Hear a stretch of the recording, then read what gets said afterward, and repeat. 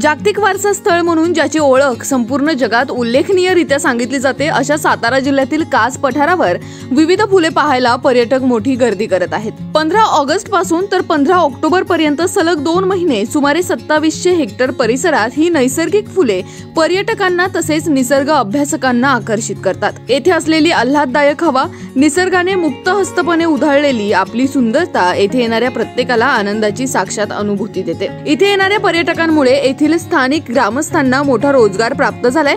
कास व या परिसरातील 6 गावांची समिती तसेच वन विभागाच्या वतीने येथे येणाऱ्या पर्यटकांना परिसर पाहण्याची व वाहतूक तसेच पार्किंगची व्यवस्था चांगल्या पद्धतीने केली जाते। स्थानिक महिला व काही ग्रामस्थ गावरान चवीची पिठलं भाकरी, मिरचीचा ठेचा, बाजरी, ज्वारी, नाचणीच्या भाकरी, लज्जतदार चटण्या हे स्वतः बनवलेले खाद्यपदार्थ विक्रीसाठी आणतात। त्यामुळे येथील ग्रामीण खाद्यपदार्थांची चव अनेकांना तृप्त करते। कास पठारावर कशा पद्धतीने फुले बहरली आहेत तसेच येथील निसर्ग कशा पद्धतीने आपल्या सौंदर्याची उधळण करत आहे याविषयीचा खास ग्राउंड रिपोर्ट आपण पाहणार आहोत। आपला आवाज न्यूज नेटवर्कचे कार्यकारी संपादक किरण वाजगे यांच्या समवेत पाहुयात।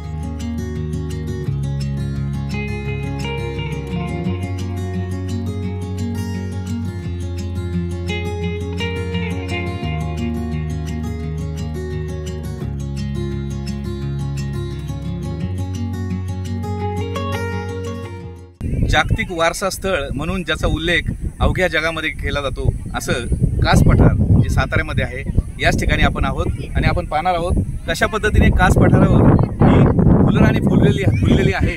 ही विविध रंगाची फुलं आपण पाहू शकता। लाल रंग आहे, पिवळा रंग आहे, सफेद रंग आहे, जांभळा कलर आहे आणि वेगवेगळ्या छटांमध्ये असलेली सफेद रंगाची देखील फुलं आहेत। अशा विविध फुलांनी नटलेला हे कास पठार नक्कीच फुललंय।